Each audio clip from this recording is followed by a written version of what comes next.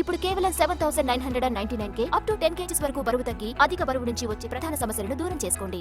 AP CS గా బాధ్యతలు స్వీకరించారు నీరబ్ కుమార్ ప్రసాద్. 1987 బ్యాచ్ కు చెందిన ఐఏఎస్ అధికారి నీరబ్ కుమార్ బాధ్యతలు స్వీకరించిన ఆయనకు శుభాకాంక్షలు తెలిపారు ఉన్నతాధికారులు.